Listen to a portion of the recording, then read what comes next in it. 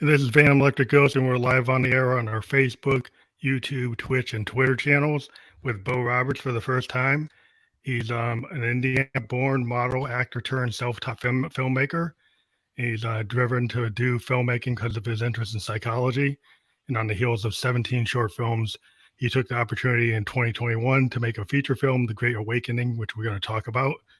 And he's also been on the pages of GQ, Cosmo, Esquire, to the silver screen on 300 Rise of an Empire, Mindy Project, and etc. So I think it's going to be really cool to talk to you. We love to talk to all different types of people on our program. Just to let people know, Newsly is our sponsor, and you can stop scrolling and start listening. So use coupon code GHOST2021. That will still work. Get 1 month free premium subscription, so you can stop scrolling and start listening. They will take this podcast and convert it to audio, so you'll be able to listen to it there after we're done. So thank you very much for being on the show. Yeah. Awesome. Thanks for having me on the show. So I always ask people when they first get into what they're doing, when did you want to be an actor? Like what age did you think that you wanted to be an actor, filmmaker? I found out I was wanting to become an actor when I was exposed to the possibility of acting. So I moved down to Florida once I got involved in being a print model. That's when I was exposed to acting auditions and reached out to a couple short films and small indie features, and kind of got my feet wet with it, and instantaneously knew that was the direction I wanted to go in. So I moved to New York and began pursuing that. But my interest on why I went into acting, I would say, is based in my interest in psychology. And my interest in psychology, that started, my earliest memory is back in 7th grade. Sounds great. So did you have like heroes on the silver screen or on the TV that you looked at that you wanted to emulate, or even other models that you got into modeling? Like maybe how did you get into the modeling? So I got into modeling in a very interesting fashion. So I come from being a diesel mechanic at the family truck driving company. I worked in law enforcement for some years and used to compete in the whole cage fighting stuff. So when I moved down to Florida, it was like, what should I do for work? I appreciate all of the memories and time spent in law enforcement, but it's not what I wanted to go back into. And the family truck driving company is back in Indiana. So what should I do here in Florida? And I had a couple odds and end jobs, just paying rent and just kind of making sense of a new direction to explore. And my girlfriend at the time, her friends kept saying, "Oh, he should model. He has a good look for it. This and that, whatever." And I'm like, "No, I'm a cage fighter. I'm not some pretty boy model. Come on." I'm used to motor oil being on my body, not body oil. So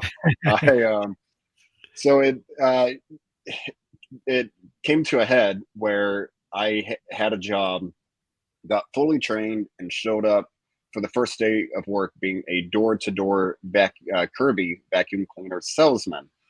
And then I looked over and saw this guy that was working the same grid as me. So I approached him and said, "Hey, so the people that brought me on told me that these people want us to show them a Kirby. Like somebody reached out, or they reached out to us and said, yes, they would like to have a demonstration on like a test drive with this Kirby. Is that accurate?" And the guy said, "No, man, these people have no idea that you're about to show up. You're straight cold calling everybody. You're going to have the door slammed in your face a lot." So I took the gear, handed it right back in, said, "Hey, thanks, but no thanks." And then I drove home, said, "Okay, honey, you mentioned this print model stuff. How do I get into it?" So that's what pushed me into it. Being a door-to-door vacuum cleaner salesman, or being a print model. Yeah, sales. So, my dad was an insurance agent. He wanted me to be an agent. I'm like, I don't want to do those cold calls. I don't want the door slammed. I went into IT instead because I can understand that. But Yeah, it's I think it's really interesting because I think there are a lot of parallels between being a model and getting into acting, and then I guess the next leap is to actually directing. But is there any kind of parallel in the confidence you have as a model that you can kind of shift into acting because you have to have that control or kind of ability to have a persona? Yes. Is, So yeah, so like it essentially sounds like you're asking about like transferring skills from modeling over into acting. yeah. So, and yeah, and to me, there is to a point. It's I would say it's very ill-advised to say, "Oh, I'm a model. I feel like going out and auditioning for acting stuff." It doesn't work that way. You need to go to school. You need to learn what you're doing, and you need to get good at what you're doing. With Mhm. that being said, modeling, yeah, you do get very comfortable being on camera. So being jittery and anxious and whatnot, um, when that's what you do as a profession, just being on camera all the time, you get very comfortable with it, and you also have a better sense of your body, what looks good, how to do Yeah, something. But instead of looking that way in disgust, maybe you look this way because that's your key light and it's going to make you look more flattering. So you do have a better sense of body awareness. But as far as being a good actor versus bad yeah. actor, um, So you, there's some you have to go to aspects, school for yeah. it. So there's some Yeah. aspects of that you can apply to acting once you dive into the depth of what it takes to be an actor. You take the lessons, you take the coaching, so you Hmm. know what to do. Because a lot of acting is not just even talking. It's like how you look at the camera. There's so many shots in classic films and from Hitchcock and any great directors where there's no talking at all. It's what the actor is actually how they're looking in the camera, what they're doing with Hmm. their eyes. That all that stuff is stuff you have to kind of dive into yourself and then bring out and then also know how to actually carry that off, right? Very much, and that's why the old studio setup, you gotta be able to act, dance, and sing. And to me, it's like, yeah, when that was the normal, look at the quality of everybody that is on camera in those old, Hitchcock type movies and stuff like it. Everybody is just at Like super I would level. say, yeah, they're at a much higher quality level than a lot of what I see on TV today, and it's because, yeah, when you sing, you have more vocal control and you have Mhm. just Yeah. a better voice in general. You study the true to form traditional acting techniques, and when you dance teaches you body awareness and how to move and have it look aesthetically pleasing. So it makes a lot of sense why that was the old formula. But today Yeah. with social media and getting booked because of how many followers you have, Yeah, on that TikTok. You did a TikTok that's video and now you got booked for a film. yeah. But, yeah, so the same thing happens in music, I would say, the difference between a Pete Townsend and a Hendrix and a Jimmy Page and some of the Mhm. people you hear today, you know? It's yeah. Yeah, but, It, not to put everybody down, but yeah, it seems so what made you feel like once you were a model that you wanted to dive into acting and then the follow-up is to go into directing because they are different disciplines, as you pointed out. mhm. So uh, for me, modeling, I knew that was means to an end. Like, oh, okay, this is working. I've gotten in with the right crowd, like the top agency in South Beach, Miami, signed me, and they have agencies all over the world, and got me in front of a lot of very legitimate people and putting me in, some good work. So, um, although that's the introductory I had to it, I knew, yeah, I'm just kind of passing through. I'm not going to be modeling when I'm 50. What am I going to be doing? But then that's when checking out, what castings are happening in the area and just kind of trying to make sense of what the lifestyle is like, I began coming across acting auditions, and then that's when my interest in psychology, back in seventh grade, that came all the way up again. I found it very uh, introspective and just nice on how it taught me to kind of deal with my own emotions and also make sense. Okay, yeah, how would I respond in this situations? So that's something that really kind of called out for me from acting. And then once I got into it, and I moved to Manhattan, started school over at HB Studio, a very traditional technique called Stanislavski. Hmm. So that I did that for a couple of years. Developed somewhat of a resume with some short films and this and that, and then felt confident and moved out to Los Angeles. And once I got to Los Angeles, that's when it wasn't too long after that. That's when I took a camera that I was doing just uh, basic landscape and street photography with random people doing random things. I would combine, snap pictures, and uh, continue on my way. But yeah, so I just started shooting short films and was doing it just for the pure enjoyment of it. I'm going to acting school. I would talk to fellow students, hey, instead of going out to a bar tonight, why not grab a six pack? Let's all meet at the same place and we can just be goofy and shoot a short film. And you don't have a reel. So whatever footage, at least you have something now. And it started off on that aspect. And then it got to the point where every morning I would wake up and I would watch tutorials on YouTube. So I tell people that as a filmmaker, I graduated, but I'm doing ongoing studies at YouTube University. So every day I'm having breakfast. So I would put down around 20 minutes to 60 minutes, 5 days a week. And I'm just like, okay, having breakfast, but I'm watching these tutorials. And for 3 months, it's only about lighting. For 3 months, it's only about audio and capturing it properly on set, and then how to balance it in post production. And okay, let's move over to camera and study camera movements. And so I began exploring really every avenue that filmmaking had to offer. So now, when I'm shooting the short films with my friends from acting school, all of a sudden I'm walking on set with an intention. Yeah, we're goofing off. We don't even have a script. We're just going to ad lib it. It's going to be slapstick like Monty Python and or something from Mel Brooks. But the Penny Hill. but exactly, yeah. But my intention for shooting it is I want to use light to make it look like it's midnight outside. So that's Oh, my homework assignment because for the past couple months, that's what I have been studying and making sense of. So it slowly began turning into it's still fun, but now I'm using it for homework as well. And yeah, just the longer that I stayed behind the camera, the more I started to enjoy it.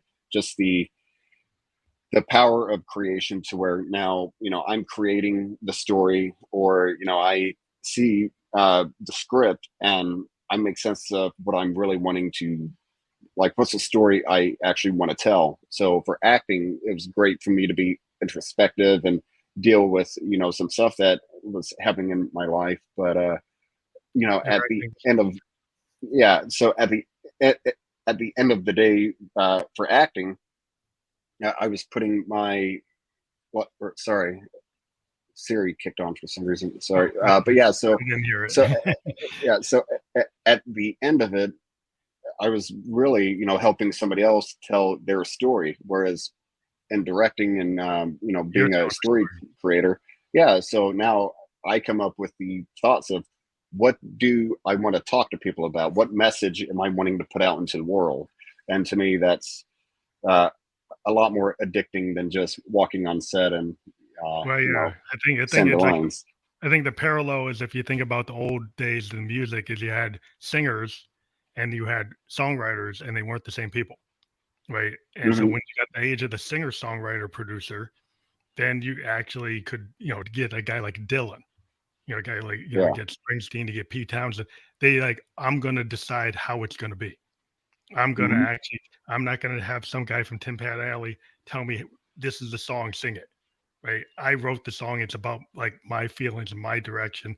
You get a Pete Townsend does a rock opera, because he wants that Hmm. vision.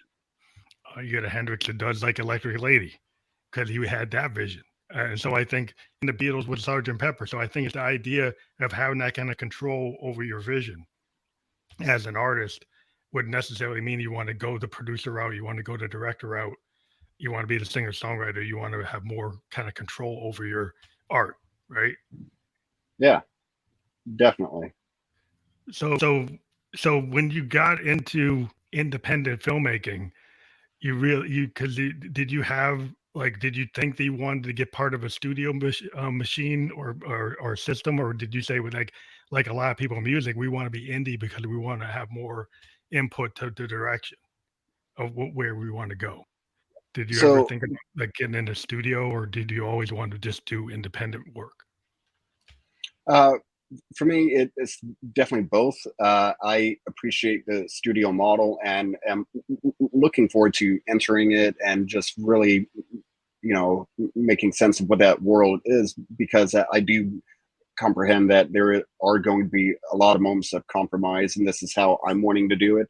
But now there's a whole team of creatives, and everybody has input, and so yeah, I am looking forward to that situation. Plus, it's like they have the best toys in the world to play with. Yeah, So all of a yeah, sudden, yeah, yeah, yeah. So the way that I'm wanting to tell the story, all of a sudden, I'm like, oh, well, uh, the way I initially came up with the idea was to do it like this, but I didn't have the budget to pull that off. So I, had to pivot and do it this way. But if it's a studio picture, I'm like, maybe we can do it the way I initially intended for it to happen. So, uh, yeah, with that being said, I'm like, yeah, I'm all for going into the studio system. Not to mention, when I'm in the studio system long enough, I'm going to be paid up pretty well, where I can self fund my own projects and still retain that complete creative control. So that, my little pet projects, I have about 10 feature film scripts and one TV series that I'm making sense of how to lay that out and stuff, because pounding out a feature film script, I got it, but to elongate everything into a TV series, serial TV show. I'm Yeah, it's probably a yeah. different set So of art, teleplay versus like a screenplay, right? yeah, Like, there's there's a lot more um, places you can explore, instead of saying this is this character and he's the bad guy. Well, in a TV series, why is he the bad guy? Now we have ample time to really yeah, you can dive go into his 2 years backstory or and 5 years, to tell yeah, the story, depending on if you get yeah, picked up. You compare it to like 2 hours, so you can kind of look at it versus like a novel versus a short story, right? You yeah, can actually do like a Tolkien level novel in a serial TV show. mhm, They could go like multiple seasons versus like 2 or 3 hours of a movie. You have to make choices of what you're going to show and what you're not going to show and how you're going to show that timeline, right? mhm, yep. So for me, it's interesting because it brings me back to a writing um, exam. I think it was a midterm, but the first draft I had to do back in college. Your first draft had to be like 20 or 25 pages. Your second draft could not exceed 10 pages. Your final draft had to be, I think, no more than 2 pages or two and a half. Wow, So really yeah, tighten it up. so yeah, so you have to get used to just putting words on paper and just here's all of this info, and then by the um, by the third draft, it's like, okay, bare bones, what matters in being said right here? Like, what Hmm. what is it that I've actually researched, and what is absolutely necessary to go on paper? And doing that, it was me actually researching my name. Oh, So it wasn't the even history of connected your name. to to filmmaking, but that skill and that one exam, it really helped me in screenwriting, because now, like, pounding out 25 pages, like, oh, that's a lot. Well, most scripts are what, 96 to 115. That's like a good Hmm. scope of how long most of them go. So um, yeah. That's really interesting because I always look to like one of my favorite poets is like William Blake compared to Hmm. like Wordsworth and Tennyson. What I liked about Blake is he can get to the point in like like a poem like Tiger Tiger How Fearful Thy Cemetery. He would get to the point faster than Wordsworth or Tennyson and any of those poets, or a lot more verbose, right? So Mm-hmm. if you look in that era, people were really, it's a very pretty and very poetic. But the thing I like about Blake was he could actually tell the story in a shorter form, but just as powerful, but kind of like able to get to the point and get to the intention with all the Mm-hmm. allegory and all the other stuff that's going on with the other poets, but he was more direct. So it's Right. kind of like a teleplay versus a screenplay, or short story Mm-hmm. versus a novel. He could actually get to the point, and it actually informs a lot of singer songwriters. Actually, have talked about how Blake can influence that kind of poetry, can influence you as trying to write like a song. But That's cool. the, Yeah. yeah, one of the things I wanted to get into is like your big like debut movie is The Great Awakening, right? That's the biggest. That's like your main effort as an independent movie is The Great Awakening, or did you have like something that came before that? Nope. This is my first official trial run. I'm not saying it's my directing debut.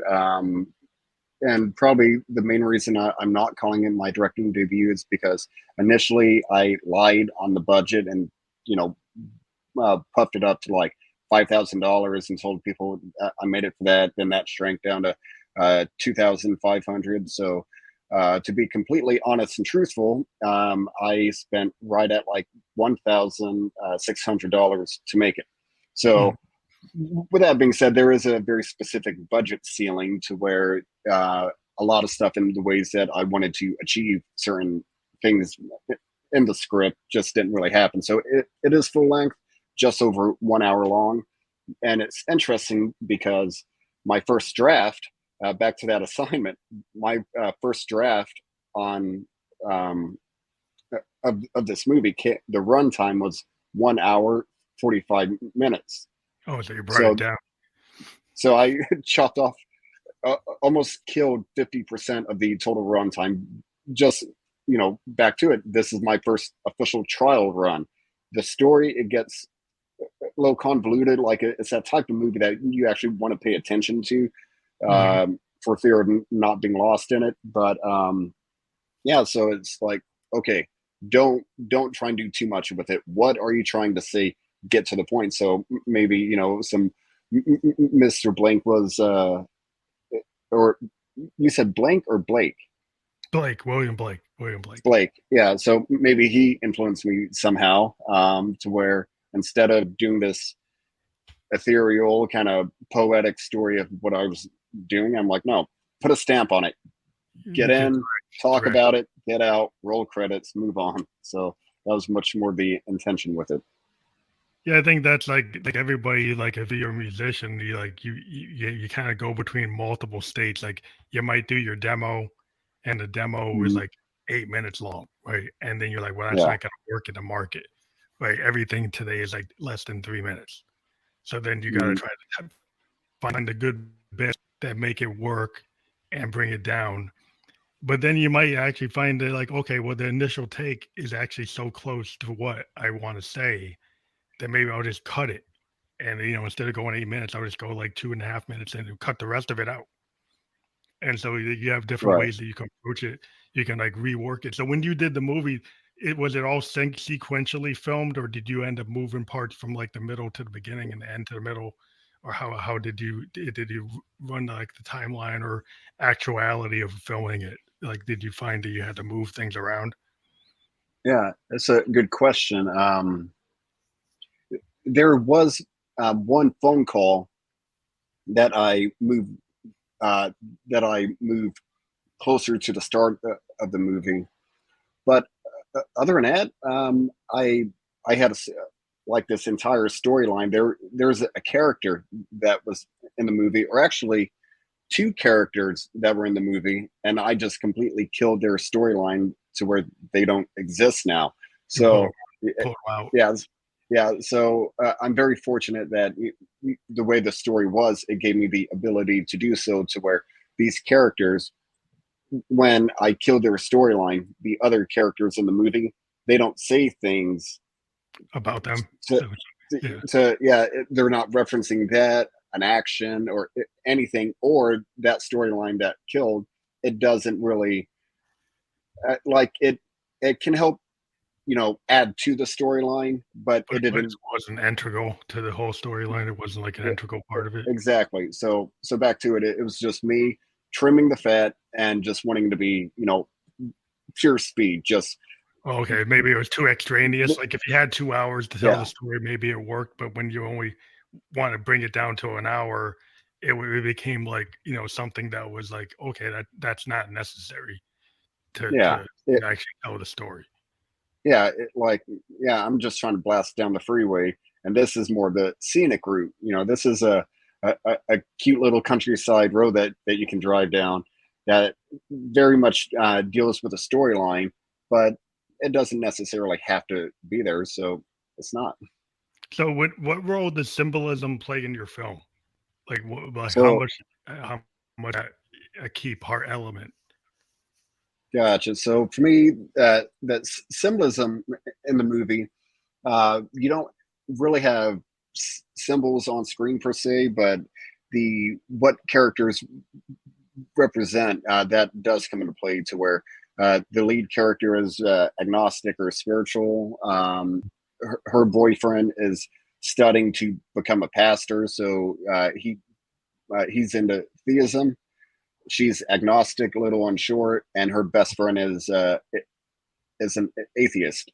And there's a segment in the movie to where you have uh, this character that it you see like her soul exit her body, and then you go into this realm where she's flying through a tunnel, and you have the light at the end of the tunnel, Yeah. and the symbolism for that, and for me, it goes into nature versus nurture, and to somebody who is religious, believing in God, uh, they may think, flying through that tunnel and that bright light is an interaction with God or going to heaven, et cetera, et Mhm. cetera. To somebody who is agnostic or spiritual, they may call it astral projection or an out of body experience. Oh To yeah, different somebody, perspectives. yeah. Yeah. And then to somebody who doesn't believe in God, someone who's atheist, I generalize them with a science community.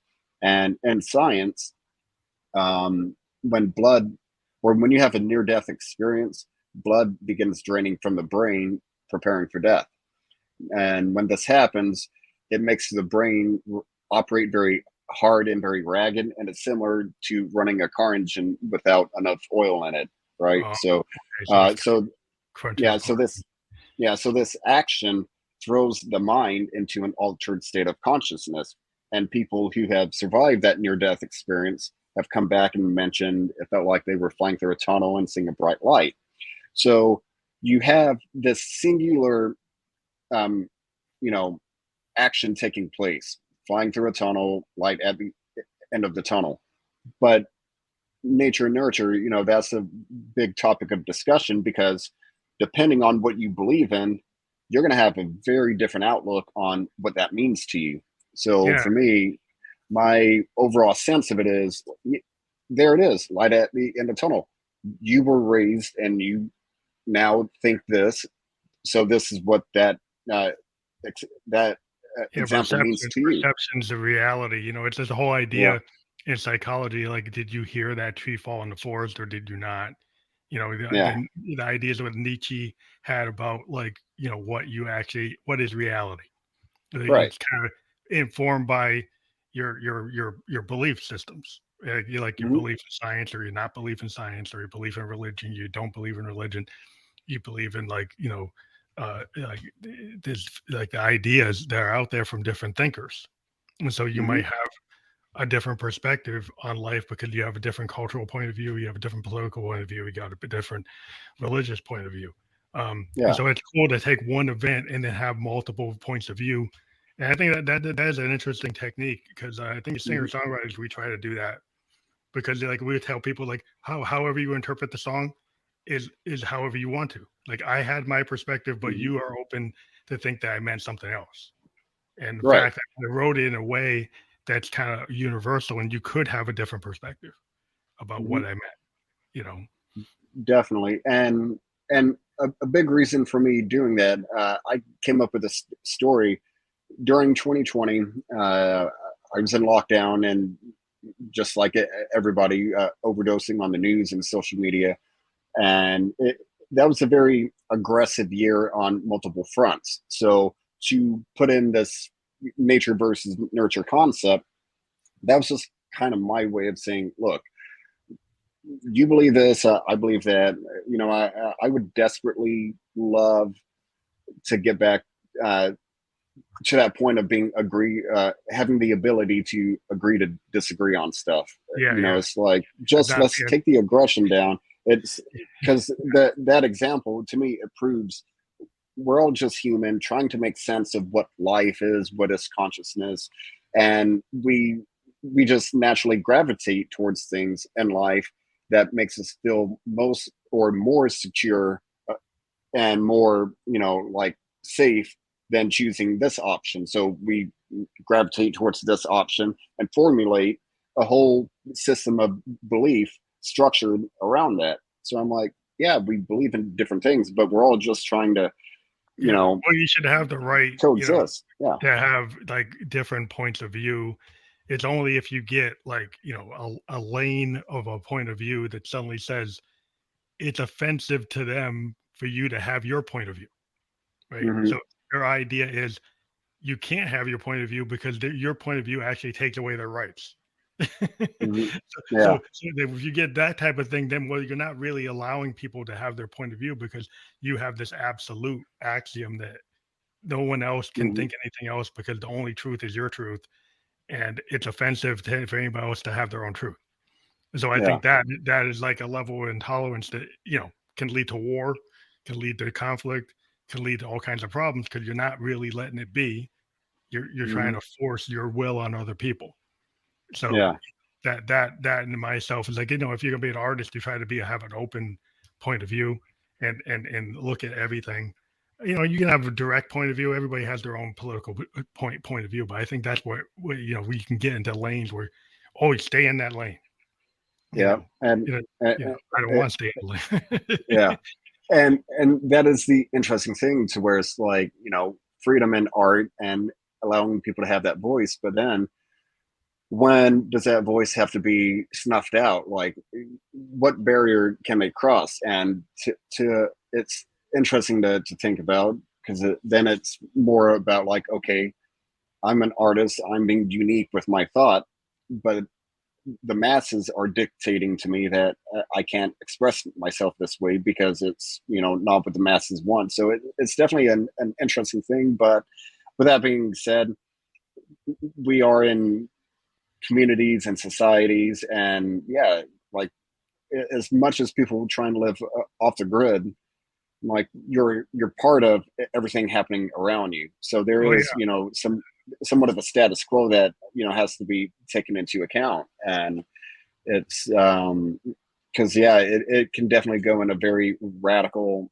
moment, to where, well, it's like, and the belief in God, atheism, being agnostic, as far as I'm aware and thinking about it, taking those three groups, I'm like, it's really only been like the hard religious people that have been, like, oppressing human rights on other people. The Christian yeah, yeah. crusades, Well, and trying to say that, gay people can't get married based on the book that they read and that they follow and stuff.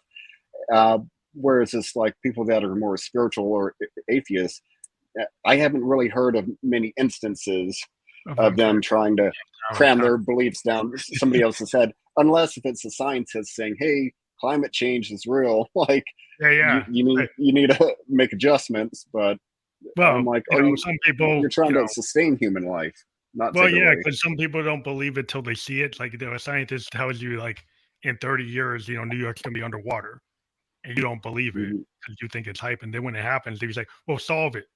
Well, I was trying to 30 years ago tell you how to solve it, and you didn't listen to me. you know, Yeah. but so I science is science. It's like it takes X to get to the moon. You could think Hmm. that you don't like X, but that's what it takes, right? Yeah. That's the logic. You want to live on Mars, you got to be in a dome. You could say, well, Mhm. I don't like the domes. So if you want to live there, that's what you got to do. That's it. Yeah. So it's like there's certain things that people don't want to accept, but like in science, it's like it is on or off. It's A or B or X or Y. There could be gray areas, but if you want it to work, you got to know what you're going to do, right? So Yep. you know, And I'm a programmer, and like computers don't know anything unless I tell it what to do, and it can't yeah. be like, oh, I don't feel like telling it what to do. I got to tell it every single thing to do. If it Yep. doesn't, I don't tell it, it doesn't know what to do. Hmm.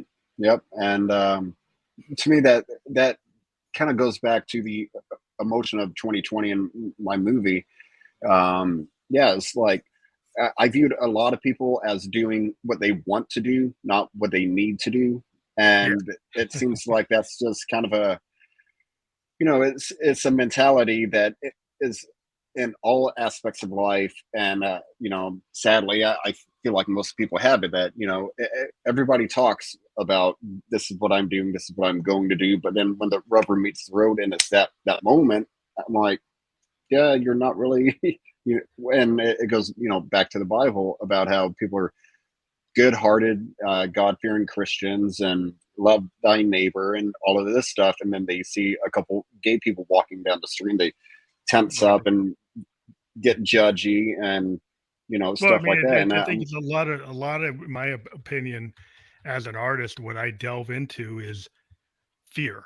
Like fear will generate all yeah. kinds of bad behavior, right? And Hmm. as a writer, like an artist like yourself, you do storytelling in film. You might take an idea about this is what fear does, right? And fear influences these people's actions, and this is why they do what they do.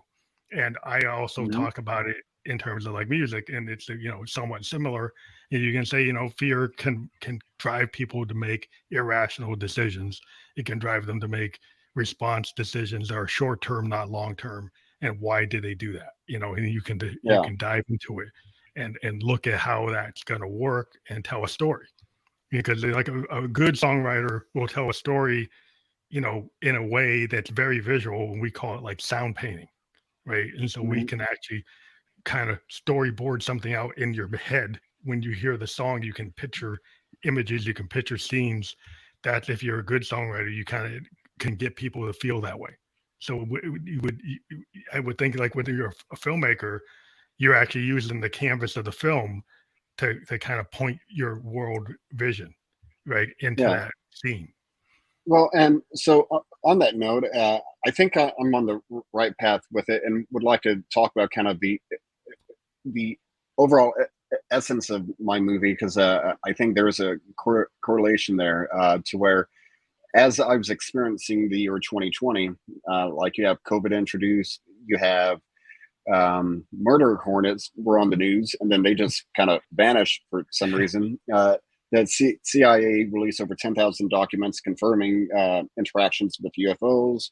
Now the entire world, everybody that we never agreed with, all of a sudden we agree that going into lockdown is the right thing to do. A very turbulent election year. We had the Black Lives Matter movement and rights that were also part of it. It was just one haymaker after another, and I had no idea what was happening. So, to summarize the entire year, I would say with one word, it is uncertainty. Yeah, So, yeah. and that, to try to attempt to tie in a sound painting, it's like, as you watch this movie, this is what's happening, but what are you feeling? It's very intentional. The story creation, the way I shot it on set, the way it was stitched together in post production and polished. Every bit of it is, the sole intention is to force the viewer to feel very uncertain about what's happening. Um, what's happening in this scene, I'm very confident in saying you're not going to anticipate what's happening in the scene after that. Oh, But there's like also, a randomness to it, so you can't kind of predict. Because some movies are very exactly, predictable. You can tell like the yeah, lead character is going to get the girl. It's going to do this. He's gonna detective. He's going to figure out the murder. It's very yeah, linear. But you made yep. it so like, was it like more jumping around? You couldn't figure out what's going on. Well, so that's the thing. You can watch it and you know what's going on, but just knowing what's coming next, that's when you have no idea. You're very uncertain about what's coming next. And you can watch the scene and it's like, okay, the movie opens on a girl taking out the garbage. Log line, that's what's happening. But why is she wearing diamond earrings, and why is she having a staring contest with her neighbor? Why is she wearing a ball gown with a shawl? And then it cuts away. Okay, why is she holding garbage? So you don't have the context of what she's Not doing, clear. and the way I chose to introduce that scene and explain what's happening. There's a lot of things that, okay, she's taking out the garbage, but I see a lot of details that my brain is like, why? And Yeah. that's 2020 uncertainty. So as you watch it, there's an uncertain notion about it. The way I had it cut together, creates uncertainty, and then the ending. There are subtle details that explain what happened, but it's left open ended enough to go back towards how nature and nurture. We all have a different opinion. So the ending of the movie is left a bit more open ended. So it's free and open to interpretation. So when you're talking about her wearing the diamonds and wearing the outfit, does the movie eventually reveal why she was in that state, or do you leave it open? No, it's left all the way open, but just as a snippet, just to let people know why she is in the ball gown.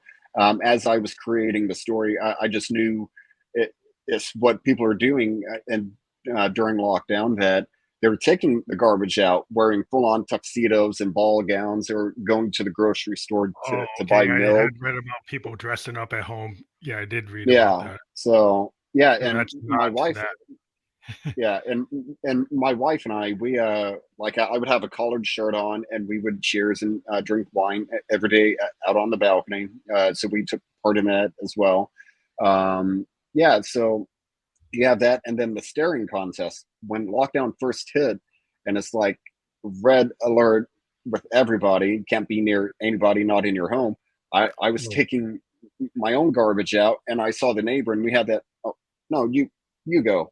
Me, okay, so we had that moment oh, of yeah, trying to they this figure out what of distance should who, be good, who should be here, or you shouldn't be there, or you shouldn't be that close. yeah, yeah, Yeah. who's taking the garbage out first. So so with that being said, this is my COVID movie without it being a COVID movie. Like most, uh, it just seems like most people would go after like contracting COVID, something about lockdown, maybe the vaccine turns you into a monster, XYZ. This movie, there's something entirely different going on. It just so happens to be in the year of COVID. So But you're kind of for me, talking about the different psychological experience that COVID put people into, not necessarily the results or of COVID directly, but more the indirect kind of psychological and sociological macro and microcosm impacts. yeah, exactly. So I watched a documentary that changed my entire perception on filmmaking. It's called Nightmares in Red, White, and Blue, and it had all of these horror movie titans, Wes Craven, George A. Romero, and just Oh yeah, those are you name great. it. They're all in it, and these guys are all on camera talking about how they just made sense of the world around them. And you have a lot of examples to kind of back up what they were explaining, how in the 50s, post World War II, a lot of horror movies had an atomic bomb apocalyptic scare theme to them. Created a Then you go up mutant, to some the, kind of mutation. yeah, and then you jump up to the 60s, the Summer of Love, drug experimentation. So you have some pot smoking hippie that kidnaps daddy's little angel, and that's a horror movie. And then you get to the 70s when, like, the Summer of Love, love ran out, countries left with a bad taste in its mouth. Now we have Vietnam, Watergate, and just it was a rough period for us. So that's when movies turned ultra violent, and you have stuff like the Texas Chainsaw Massacre came into play. Oh yeah, So, Halloween. so You see these random yeah, serial killers that are just killing people. yeah. Yeah, So it was it's kind of like what's in the ether, what's the essence of what's happening, and that's why for me, I'm like, oh, okay, 2020, COVID, that's obvious, but what's really happening? I'm like, this is the most uncertain I felt about life and reality since I've been here, you know. So for me, that's why The tapping uncertainty into is, the emotion yeah. of uncertainty. Yeah. I think what's really interesting about the uncertainty, I was actually talking to another podcaster this weekend. Their axiom of the day was like, like, what do you do to try to tame uncertainty? And Hmm. or how do you react to it? And I'm like, well, sometimes it's like trying to tame uncertainty is like going against like a flood, trying to like stop the flood. Are you really going to be able to do that? Nature is so powerful, you can't stop that flood water with your hands. You couldn't do it. It's just going to wash over you.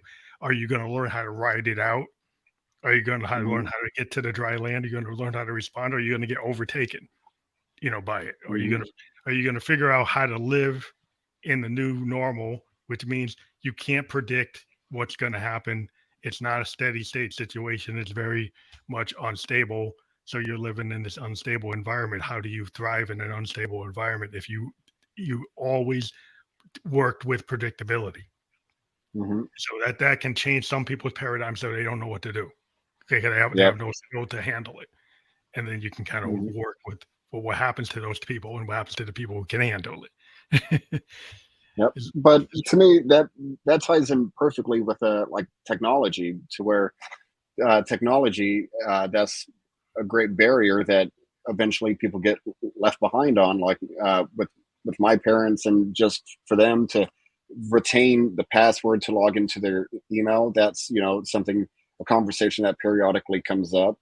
Um, so it's just this, this kind of a new age. But then you also have the flip side to it, to where I experienced the changeover, to where, um, my house had the corded phone with a super long cord to it, so you can Yeah, walk yeah, through the house. yeah, Then, yeah. and I then remember that. so and then just so my mom could contact me, I had a pager in, sixth grade and stuff, and eventually got a cell phone, and now, Facebook and Instagram and TikTok and whatever. So now you have kids who are being born and raised in an environment where social media already exists, and they have all of this stuff that they take for granted.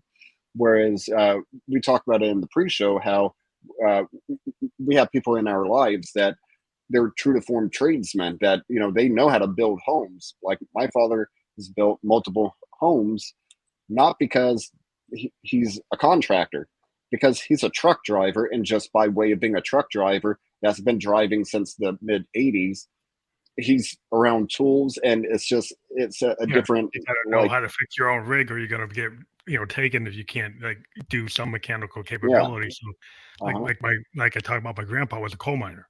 So coal miners Hmm. learn how to be plumbers, electricians, carpenters. So my grandpa built his own house because the Yeah. coal mine actually taught him everything he needed to actually do the work, from doing the Yep. foundation to doing laying out the actual frame.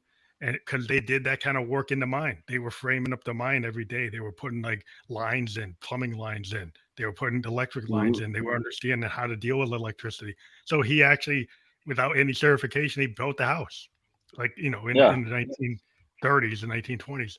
And it was just interesting that back then people were allowed to do that, without the license. If they had the ability, he was in West Virginia, so they probably still can do certain things. But yeah, they just were like, if you could do it, you did it, And now Yeah. today, there's a lot of like roadblocks that you can't do it, even if you know how to do it, unless you get certified, unless you get credentials, you can't even touch that. Red tape, and yeah. Yeah. So how do you get to be Hmm. your own man when they kind of make it so, well, you can't be the plumber, you got to hire the plumber. You can't be the electrician, you got Yeah. to hire the electrician. You can't do it. You have to do somebody Hmm. have to. You have less choices. You know, but Which, you can get it that way. You can have other choices.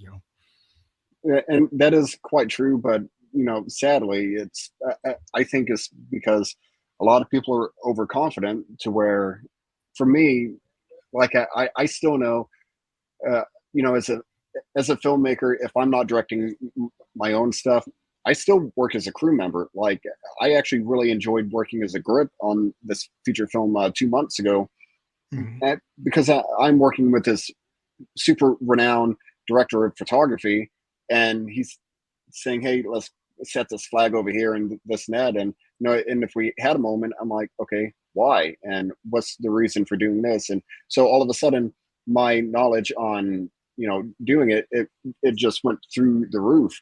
But, Yeah, you're picking you up know, the things you can use for your own film. yeah.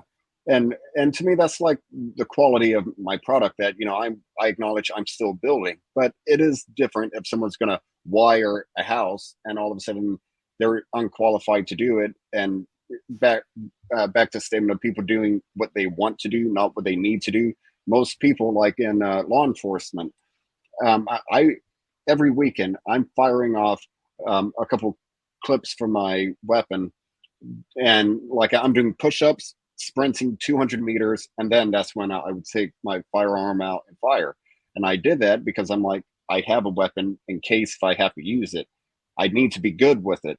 But I had Mhm. some fellow officers that their weapons collected dust. They would take it out just to go through the marksman periodic challenge that you had to pass to keep doing it. And yeah, so it seems like if someone's moving in to rewire a house, they may do just that baseline just to get that piece of paper, and then they try and wire the house and they screw it up, and you know the voltage is off and Yeah, blowing yeah, bulbs, and it can turn into a nightmare. So you know, having some safeguard, yeah, whereas yeah. I understand why society built it. I'm just saying that, like, I think yeah, my grandpa, because he actually kind of got certified in the mine, he actually did a good job because they actually mhm, did like professional level quality proper stuff in work, the mine. yeah, Yeah. Yeah. So he kind of knew what the rules were without being certified, but pretty close to being certified because they had a real kind of like life and death situation if they didn't wire it right. hmm, You know, yeah, so they actually did it because it was like life or death if they didn't do it right. So it mhm, was a higher standard, and because they're doing it every day, he actually learned it. It's like learn by doing, um, yep, which is a totally, you know, sometimes people don't get the opportunity to do that anymore, to be an apprentice, to learn actually how to do something like the old ways. You could be a plumber's apprentice. Like you're talking about, like, yeah, working as a grip, you know, working on other things. You know, a lot of people in music industry, you know, you get to work on a board with a real famous recording engineer. You're going to learn what they learn, right? You work with a hmm, really good producer, you learn those techniques, and then you apply them to your own work. So it like yep, becoming an intern, becoming an apprentice, working on a project, working with a band, coming in and learning from other people who know more than you. You know, is I think that's the core of like any artist. Like you always want to grow. So if you can get into situations like you said, working on other films or working with other people, that's always a good thing. I think, right? 100%. I totally agree with you to where uh, I'm sure it's probably like a Confucius type of quote, or somebody quoted something similar to it, but it's like something to the extent of the fool is the person who believes they have nothing left to learn. And for me, it's like, yeah, directing is definitely what I'm wanting to do, but being a grip and increasing my knowledge of how to light stuff properly, and it tells me how long it takes to do certain things. So I'm like, okay, directing, we're short on time. What's achievable? I can look around, and now I have a better scope because I'm willing to go out and learn. And yes, I'm not being an apprentice, but uh, yeah, it's like I came on as a grip, and then this guy John, he was the key grip, and he dictated to me, you know, what needed to be done. And I'm like, yeah, the amount I've learned in such a short period of time, I'm like, I'm being paid to Yeah, you learn. go to So school. Like you put yeah, yourself in like the school of life. You know, like my hmm, like my grandpa always said, you know, like when I was in the mine, I'd be like the mine was teaching me about life, and I applied it to my own life as a farmer and you know, building my home and other things. You know, learned how to be a mechanic on his own car. But like the things yeah, that you drive toward, like I just, you know, as a musician, I wanted to learn how to be a producer. So I just like I went on YouTube, watched every tutorial, bought my own gear so I would actually read the manual and learn how to use it. So yeah, once you own the means of production, right? You own your camera, you own your lighting equipment, you own that stuff. If you're a musician, you own your recording deck, you record to multi-track, you own your effect boards, you own all your stuff. So then you're not afraid to play with it because you own it, right? You have it. So then you yeah, can see what it can do and what it can't do. And it's a lot of practice and rehearsal to kind of get, like, how much rehearsal time do you think you spent learning, like, how to use cameras?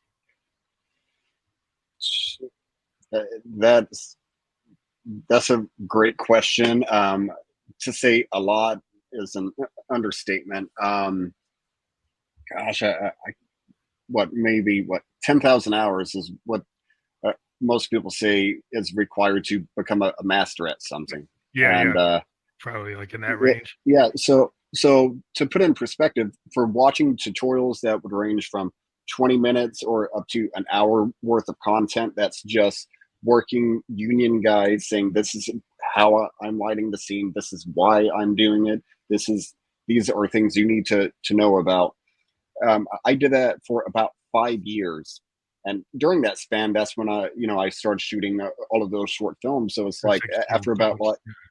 yeah, so it was like 5 years, constantly learning, constantly eager and excited to learn new stuff, testing it out, shooting short films, and then becoming a crew member on movies. So I've been a crew member on probably about 13 feature films Well, that's awesome. in various positions. So with all of that knowledge, now I'm like, okay, go off and shoot this movie. It's your first full length movie. Go through it, and even with all of the knowledge that I have, I'm like, I would have fixed that. I would have done this differently. Like I'm Yeah, still but seeing ways that, yeah. I think with that, like, if you ever went to, like, if I go back to my first record that I ever put out, Mhm. and then now I'm looking at, like, my 40th record. It's like Yeah. it's a learning experience. It's like the first record, yeah, you Mhm. go back down and say, "Oh, I can't even listen to it because I made so many errors," right? I had so many things I didn't know, right? In terms of, like, Mhm. how I placed a vocal mic, what I did with the effect chain, what I did with it. Yep. There's all these things, right? That you go back and you look at, you kind of go back and deconstruct what you knew. And okay, for what I knew, that's what it was. But you're always going to be better. Like, 5 years from now, I'm going to be where I am, because I'm going to Yep. have better tech, I'm going to have better techniques, I'm going to learn lessons. And I always tell people, like, every artist, every person that's a creator, you learn from your failures, you learn from your Yep. mistakes. And you're always going to do that, because that until you're dead, you're going to keep on progressing until you can't do it.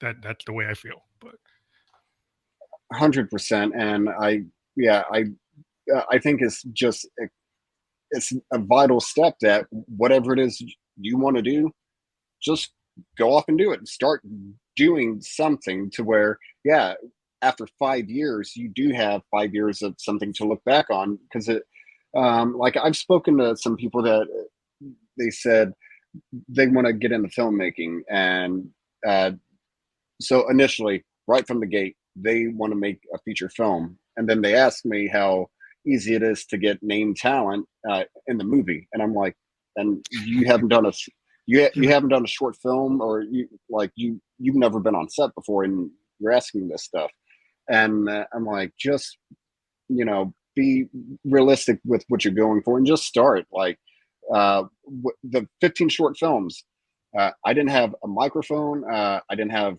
a proper video camera, I didn't have a tripod, I had none of the stuff. And yeah. my wife was like, oh, you're flying back to Indiana, shoot a short film and have it completely finished by the time you get home. And I said, well, I don't have it. And she stopped me and said, I don't care what you don't have. Your camera shoots video and it has a built-in microphone on it. That's all you need. Go off and do it. Mhm. And so I shot it. Sure enough, the sound quality is terrible. It recorded in 1080p. Um, Half of it was not in focus because I had a tiny monitor that I'm like You couldn't see running what next to people with, it is. and it's just like the production value is as terrible as you could possibly imagine it to be. But I did it, and that's my starting point. And the next one was a tiny bit better. After that, it was a tiny bit better. And so, yeah, after 5 years, I'd like to think I've increased pretty considerably from where I started. So yeah, it's so important. Just Yeah, stop I always thinking of stop thinking of the reasons you shouldn't why or you not to can't do it. do it. Yeah, Yeah, well, I just always talk to people go that's for like, it. "Oh, I'm gonna work on that album. I'm gonna get the album out," right? And I'm the kind of person, like, when I say I'm going to do an album, I'm on my 5th album this year, right? And I've Yeah. talked to people that are still from 2 years ago, still working on their album. Hmm. So I'm kind of the person, like, if I'm going to do it, I do it, and I put it out, and it's hard. And some people have a hard time starting. And I've Hmm. run into artists like that. Yeah, yeah, yeah. I'm working on this single, and they've been working on it for a year, And it was like, okay, and I'm I'm a lot more prolific than that, and I can understand people wanting to be perfect, but sometimes like your intention to be perfect actually stops you from finishing. Sometimes you got Hmm. to let it be and get to a point where you get it out there, and of course you'll do something better later, but you got to at least Yeah, put it down. If you don't put it down, it's never going to be there. definitely. And that's why uh, a big choice I made on my movie. I'm very happy I did that, but I gave myself permission to say it is what it is, because Mhm. of course we want everything to be perfect. Yeah, this is my name beside this product, so I want quality to be through the roof. Back to me shooting it for 1600, I was like, I'm making this movie with me and one other crew member on set with me, and it's like a 3 week shoot. Oh, whatever. Let's just go off and do it. Let's just make Yeah, this yeah. thing happen. Um, yeah, yeah. It's just, yeah. Well, What's up? no, no, what I would like to say is that we're kind of hit the hour mark, so I want to let people know that we've got your link up here for that. You can see this movie on tubiTV. That's your primary link that you've provided for people to be able to see this. So we have that up for everybody to check it out. We encourage everybody to go to that link. It will be out on this podcast when we publish it. It will actually be a clickable link, and you can see it right now. And we always suggest everybody to check out any of the information for the artists that we talk to, and we do have your contact, your the information you provided Mhm. for people to check out the film. Is there anywhere else they can check out the film? So, two more channels. You have Looku and Momentu, Momentu, or Okay. Momentu. But also, it's been selected and it's being onboarded currently on Amazon Prime. Oh, So cool. I think, yeah. So I think maybe 2 weeks, 2.5 weeks. It'll be on I'm Amazon. I'm hoping it's up there, but yeah. So currently it's on Tubi. If not, I think most people have Prime and check Well, out wherever. let me know if you have that link for Prime. We can always update the links, and all of our stuff will dynamically update to put that out there. So if once you know it's Sure. there, if you give that to us, we can republish that link into everywhere we publish this, and it will be included in the future. Definitely, yeah. The moment I hear something, for me, I did all of the creative stuff and uh, crawled through the trenches doing the assembly edit and stuff like that. Now it's the distribution company talking to a streaming channel, so I'm like, I should probably do some more homework. Maybe that should be my next 3 month stretch of like, okay, you made a movie, what happens after it? I have an idea, but yeah, I'm waiting for them to update me. That's cool. Good. I think it was like when I Yeah. first got into music, it was like, oh, how do I license it? Right? How do I get sync licensing? How do I get into Hmm. advertising? How do I get into a Yeah. video game? How do I get into a filmmaker to want to use it for a soundtrack? So, that stuff that when you spend so much time just trying to do the song. And then Hmm. later he's like, "Oh, well, how do I deal with distribution and sync licensing and licensing deals to get this thing into a wider place?" So I think that's stuff you find out later, because you're so focused. If you're doing all the work as a director like yourself, that it's probably like Hmm. that's not something that you're focused at initially, but it becomes part of the whole project eventually. Yeah. Part of the process. Well, we thank you for being on the program. We've been on the air for like an hour, and we did enjoy every piece of it. And we're happy that you joined us. And in the future, if you have other projects you want to talk to us, be feel free to contact us. And For we're out sure. there on all the services like Instagram as Phantom Electric Ghost. You can direct message us, and you can get into it.